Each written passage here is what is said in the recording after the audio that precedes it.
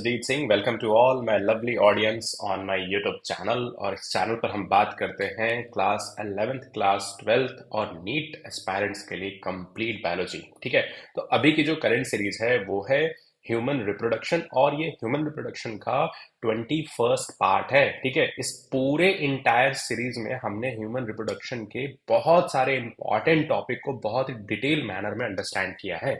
तो जो बच्चे फर्स्ट टाइम इस चैनल पर विजिट कर रहे हैं, आप वो प्रीवियस लेक्चर्स भी जाकर के देखना और अपने कॉन्सेप्ट को और भी ज्यादा क्रिस्टल क्लियर करना। ठीक है, तो देखो, आज के टॉपिक में हम बेसिकली ये अंडरस्टैंड करेंगे कि अम्बेलिकल कॉर्ड जो है ना, वो अम्बेलिकल कॉर्ड जो है उसमें अम्बेलिकल आर्टरी कितनी होती हैं, अम्बेलिकल वेन कितनी होते हैं, योल्क सैक कितने होते हैं, और एलेंटॉइस का नंबर क्या है। ठीक है, तो हमने 20th पार्ट में हमने ये अंडरस्टैंड किया कि मदर और फीटल का जो सर्कुलेशन है ना वो किस तरीके से काम करता है। ठीक है, तो आज के पार्ट में हम अम्बेलिकल कॉर्ड के बारे में अंडरस्टैंड करेंगे कि जो अम्बेलिकल कॉर्ड है, अम्बेलिकल कॉर्ड जो है वो कितनी चीजें इसमें कंबाइंड है। ठीक है, और एक कॉर्ड लाइक स्ट्रक्चर फॉर्म करते हैं। ठीक है, एक एक बात आप हमेशा याद रखना, जब भी अम्बेलिकल कॉर्ड की बात आए ना बच्चे,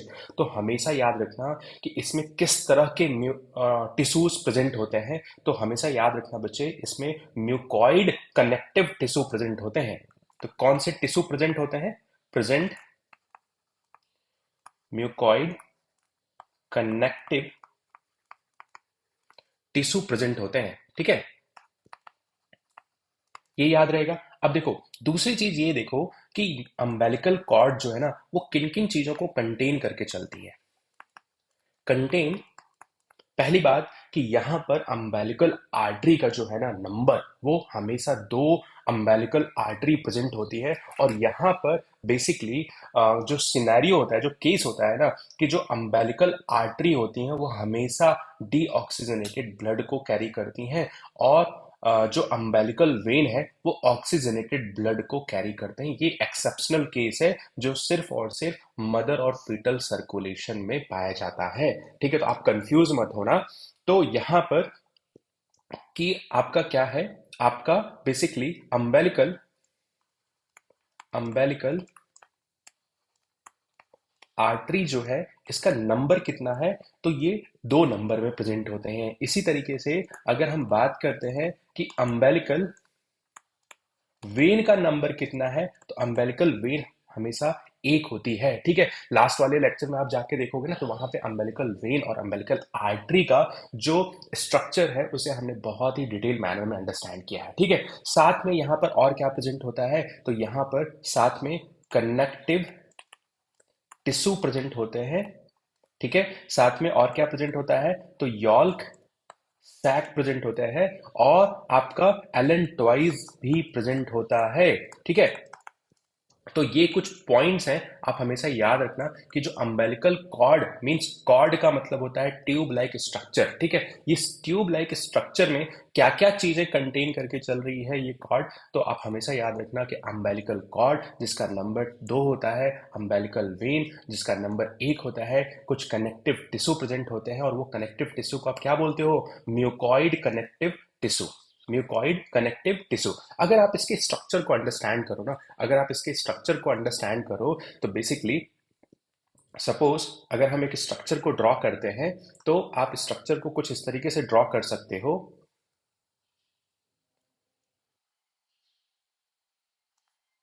आप स्ट्रक्चर को कुछ इस तरीके से ड्रॉ कर सकते हो कि ये क्या है, बेसिकली आपका एम्ब्रियो है। ठीक है, ये क्या है, बेसिकली आपका एम्ब्रियो है। ठीक है, एम्ब्रियो का डेवलपमेंट हो रहा है। ठीक है, आपका बेसिकली ये एम्ब्रियो का डेवलपमेंट हो रहा है। ठीक है, अब देखो इसमें अगर हम बात करते हैं, तो ये जो पार्ट है ना, इसको आप क्या बोलोगे? इसको आप बोलोगे एलन टॉइस। ठीक है, ये क्या है? Allen toys. ठीक है, इसी तरीके से अगर आप इस प्रोजेक्शन की बात करते हो, तो कि ये क्या है, तो बेसिकली ये क्या है आपका यॉल्क सैक। ठीक है, और इस यॉल्क सैक में बेसिकली अगर आप बात करते हो, तो यहां पर इनिशियल स्टेज में आरबीसी के फॉर्मेशन में बहुत ही इंपॉर्टेंट रोल प्ले करता है। तो ये आपका क्या है, एम्ब्रियो, और एम्ब्रियो में ये क्या लगा हुआ है आपका एलेंटॉइज, और बेसिकली ये क्या है, यॉल्क सैक। ठीक है, अब देखो एक बात आप हमेशा याद रखना कि सर्विक्स की जो प्लगिंग होती है ना, सर्विक्स की जो प्लगिंग होती है वो जब तक फीमेल बॉडी में फीमेल बॉडी में मीन्स आप कह सकते हो फीमेल बॉडी के ब्लड में प्रोजेस्ट्रॉन हार्मोन का लेवल जब तक बढ़ा रहेगा तब तक सर्विक्स में बेसिकली क्या रहेगा, सर्विक्स में बेसिकली प्लगिंग रहेगी। ठीक है, जब तक फीमेल बॉडी के ब्लड में प्रोजेस्ट्रॉन का लेवल हाई बना रहेगा, प्रोजेस्ट्रॉन का कॉन्सेंट्रेशन हाई बना रहेगा, तो फीमेल बॉडी के सर्विक्स पार्ट में फीमेल बॉडी के सर्विक्स पार्ट में बेसिकली क्या रहेगा, प्लगिंग रहेगा। प्लगिंग जैसे ही फीमेल बॉडी के ब्लड में प्रोजेस्टेरॉन का कॉन्सेंट्रेशन कम होगा, प्रोजेस्टेरॉन हार्मोन का लेवल कम होगा, ये प्लगिंग क्या हो जाएगी, ब्रेक हो जाएगी, और फाइनली आपका प्लेसेंटा क्या होगा, ब्रेक होगा। और ब्रेक होने के बाद फीमेल बॉडी के यूट्रस में जो डेवलपमेंट चल रहा है, एम्ब्रियो का जो डेवलपमेंट चल रहा है, वो पार्ट्यूरेशन प्रोसेस को कंप्लीट करके फाइनली बेबी का इजेक्शन हो जाएगा। ठीक है, तो अब देखो अगर हम सेकंड पार्ट को देखें तो सेकंड पार्ट बेसिकली इसके बाद हम अंडरस्टैंड करेंगे गेस्टेशनल पीरियड। इसके बाद हम अंडरस्टैंड करेंगे गेस्टेशनल पीरियड।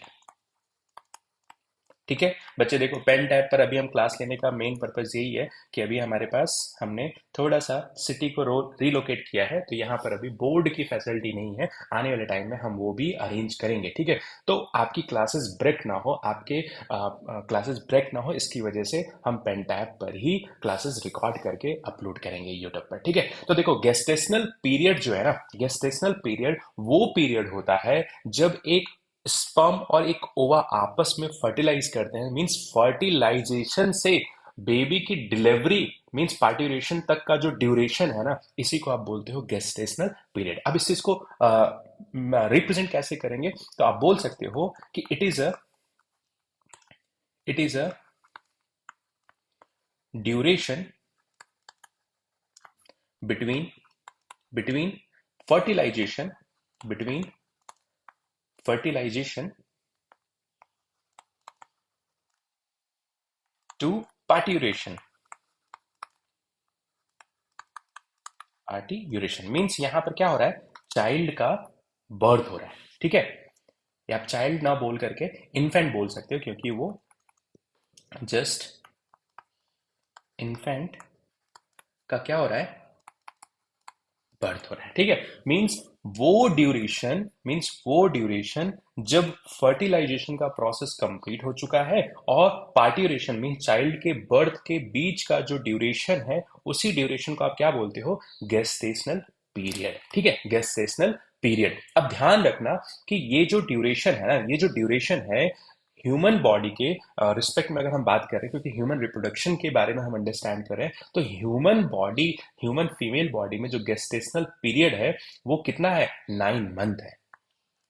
अगर हम बात करते हैं ह्यूमन बॉडी के लिए रिस्पेक्ट में, तो ये गेस्टेशनल पीरियड कितना है, तो बच्चे ये कितना है, 9 मंथ। मंथ्स के फॉर्म में अगर हम रिप्रेजेंट करते हैं तो 9 मंथ्स। अगर हम इसी चीज को वीक के फॉर्म में अंडरस्टैंड करते हैं तो वीक कितना, 38 वीक्स। ठीक है, अगर हम डेज के रिस्पेक्ट में अंडरस्टैंड करते हैं तो 266 डेज।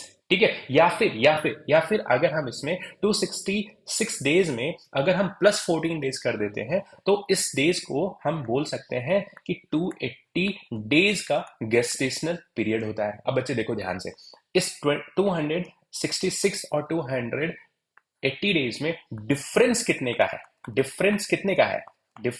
है, तो बेसिकली ये डिफरेंस है 14 डेज का। ठीक है, कमेंट में आप बताना कि ये डिफरेंस क्यों आ रहा है।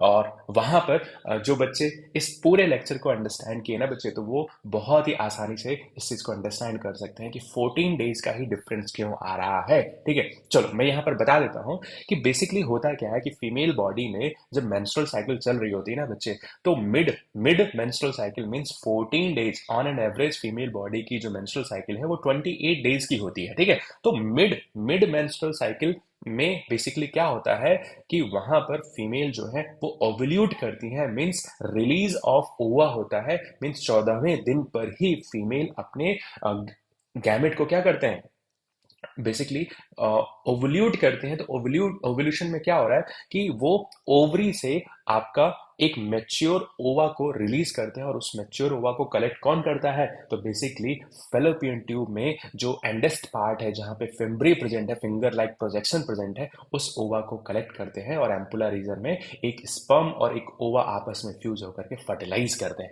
तो फर्टिलाइजेशन के बाद और चाइल्ड बर्थ तक जो ड्यूरेशन है उसको हम बोलेंगे गेस्टेशनल पीरियड। ठीक है, अब देखो इस पूरे पीरियड को जो है वो डिवाइड किया गया है 3 ट्राइमेस्टर्स में। ठीक है, इस पूरे 9 मंथ्स को डिवाइड किया गया है ट्राइमेस्टर्स में। ठीक है, अब trimester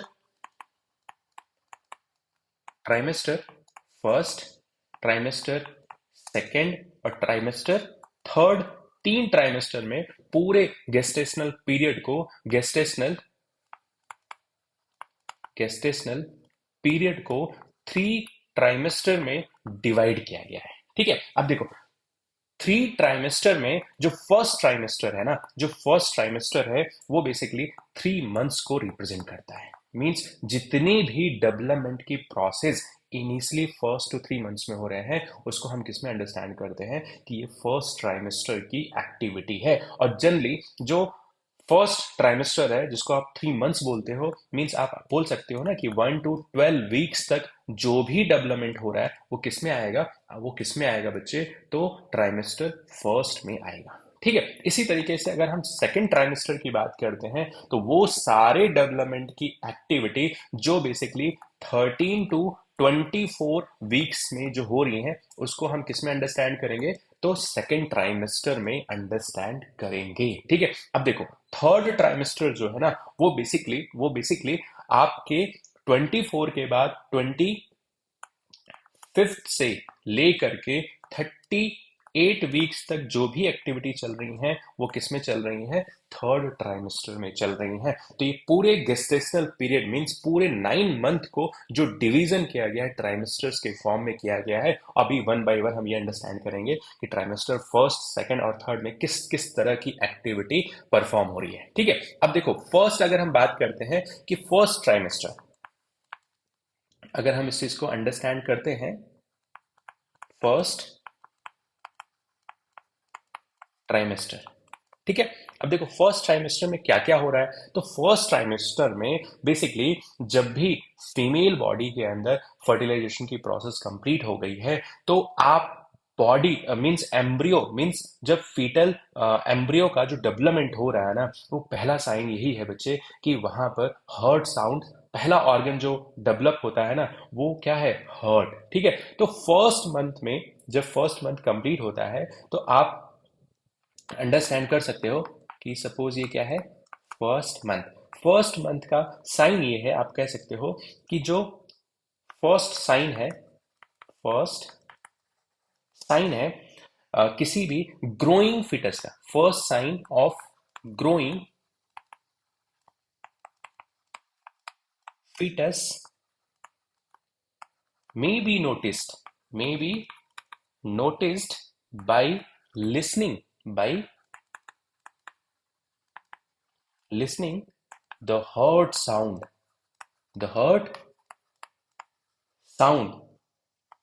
carefully through the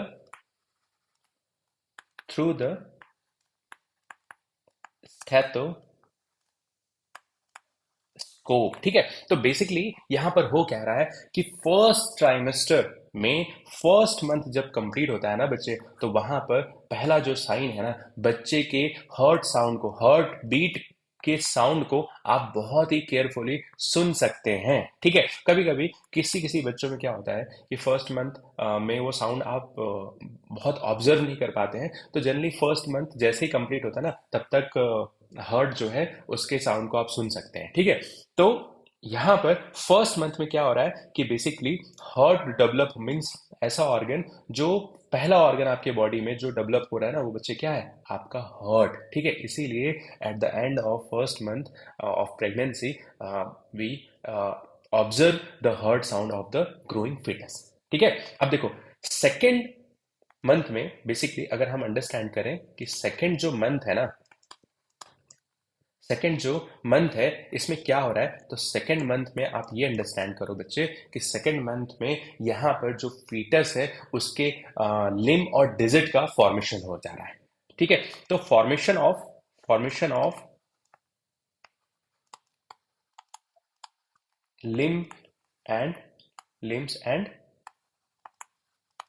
digits. Limbs और डिजिट्स का मतलब यहाँ पर ये है बच्चे कि जो आपके बॉडी का फोर लिम्ब है और हाइंड लिम्ब है, उसका फॉर्मेशन जो है वो सेकेंड मंथ तक कंप्लीट हो जाता है। ठीक है, मीन्स यहाँ पे डेवलप हो जाता है, फॉर्म हो जाता है, और फिर फाइनली उसमें और भी डेवलपमेंट का प्रोसेस चलता है। ठीक है, तो जो आपकी उंगलियां हैं, जो आपके हाथ और पैर हैं, वो सेकेंड मंथ तक इसका फॉर्मेशन कंप्लीट हो जाता है। ठीक है, इसी तरीके से अगर हम ये अंडरस्टैंड करते हैं कि थर्ड मंथ में किस तरह की एक्टिविटी होती है, थर्ड मंथ में किस तरह की एक्टिविटी होती है, तो बेसिकली आप ये अंडरस्टैंड करो बच्चे कि bye the end of third month means first trimester कब से कब था, 1 to 3 months, 1 to 3 months तक, मीन्स जब तक 12 वीक का कंप्लीट होगा। बेसिकली यहां पर क्या हो रहा है कि आपके बॉडी के जितने भी मेजर ऑर्गन सिस्टम है उनका फॉर्मेशन हो चुका रहता है। ठीक है, तो बेसिकली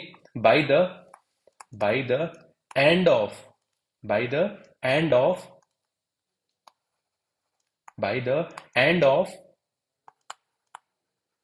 12 वीक मीन्स यहां पर फर्स्ट ट्राइमेस्टर जो है वो क्या हो रहा है, कंप्लीट हो जा रहा है। By the end of 12 weeks means first trimester complete हो जा रहा है। मीन्स इस 12 वीक तक most of the organ system are formed are form means आपके बॉडी के जितने भी ऑर्गन सिस्टम है ना, उनका फॉर्मेशन हो चुका होता है। ठीक है, और साथ में साथ एक्सटर्नल जेनेटिलिया ऑर्गन भी जो है वो वेल डेवलप्ड फॉर्म में फॉर्म हो जाती है। मीन्स और साथ में क्या होता है, एक्सटर्नल जेनेटिलिया ऑर्गन का भी आर वेल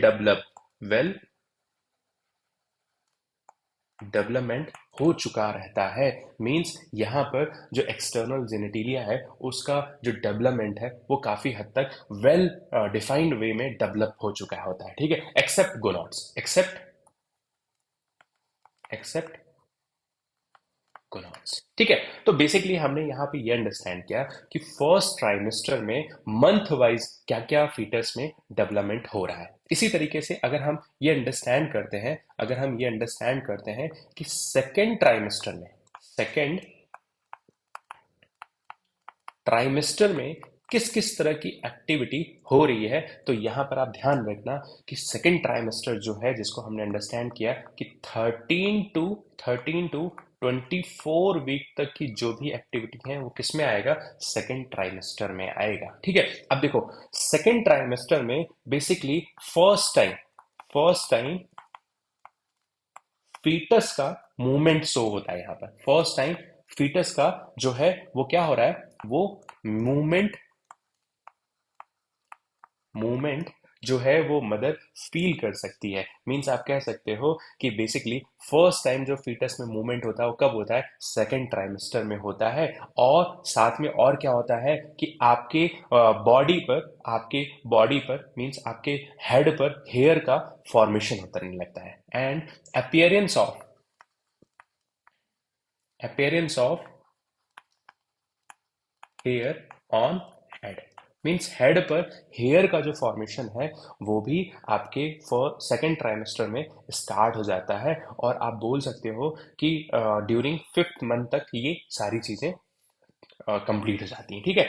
और आप कह सकते हो कि जैसे ही सेकेंड मंथ कंप्लीट होता है बेसिकली पूरे बॉडी पर फीटस के हेयर का डेवलपमेंट हो जाता है, ठीक है। तो आप ये अंडरस्टैंड करना, bye the end of by the end of 24 weeks, fine hair development develop in development in body, ठीक है। ठीक है, ये चीज क्लियर हो रहा है। और यहां पर बेसिकली आई लाइसिस का भी फॉर्मेशन हो जाता है, ठीक है। आई लाइसिस का भी फॉर्मेशन हो जाता है, ठीक है। अब देखो थर्ड ट्राइमेस्टर में बेसिकली क्या हो रहा है, जो थर्ड ट्राइमेस्टर है, थर्ड ट्राइमेस्टर में बेसिकली यहां पर आप अंडरस्टैंड कर सकते हो कि जो 9 मंथ जो है ना, 9 मंथ जब कंप्लीट होता है eight the end of 9 months means जो गेस्टेशनल पीरियड है ना, जैसे ही खत्म होगा, मेच्योर मेच्योर या आप कह सकते हो कि जो फीटस है ना, fetus fully developed, fully developed या कह सकते हो मैच्योर हो सकता है। और ये बेसिकली फुली डेवलप्ड फीटस जो है वो रेडी है किस चीज के लिए, रेडी है, रेडी फॉर डिलीवरी। और इसी डिलीवरी को ही आप बोलते हो क्या, पार्टियूरेशन। इसी को आप क्या बोलते हो,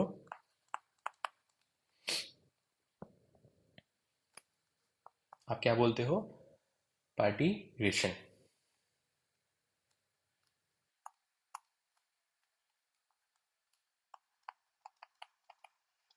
ठीक है। Means delivery of baby. तो इस पूरे इंटायर 9 मंथ की प्रेगनेंसी में आपने ये अंडरस्टैंड किया कि जो ट्राइमेस्टर्स का डिवीजन है उनमें क्या क्या डेवलपमेंट हो रहा है, ठीक है। नेक्स्ट क्लास में हम ये अंडरस्टैंड करेंगे कि जब बेबी का डिलीवरी हो जाता है, मीन्स बेबी में जो पार्टियूरेशन की प्रोसेस हो चुकी होती है, इसके बाद जो पार्टियूरेशन में हार्मोन का क्या रोल है और किस तरीके से पार्टियूरेशन की पूरी प्रोसेस कंप्लीट होती है। मीन्स मदर के यूट्रस में बेसिकली यहाँ पर क्या हो रहा है कि कॉन्ट्रैक्टाइल मसल्स जो है ना, बेसिकली कॉन्ट्रैक्शन होगा और वहाँ से बेबी जो है बॉडी से बाहर निकलेगा। तो वहाँ पर किस तरह के हार्मोन का इंपॉर्टेंट रोल है, जैसे हम अंडरस्टैंड करेंगे कॉर्टिकोट्रॉपिक हार्मोन के बारे में, ऑक्सीटोसिन हार्मोन के बारे में, प्रोजेस्टेरॉन एस्ट्रोजन का लेवल किस तरीके से चेंज होता है, इन सारी मैकेनिज्म को हम अंडरस्टैंड करेंगे, ठीक है। तो चलो बच्चे अपना ख्याल रखो, साथ में अपने नोट्स को प्रिपेयर करो और जितना हो सके ना आप पढ़े हुए कॉन्सेप्ट को रिवाइज किया करो, ठीक है। बहुत सारी चीज़ें हैं ना जो रिवीजन से आपको आपके माइंड में रिकॉल होती रहेंगी और आप जब क्वेश्चन सॉल्व करो ना तो वहाँ पर वो आपके पढ़े हुए कॉन्सेप्ट्स में काफ़ी हेल्प करता है। चलो ख्याल रखो।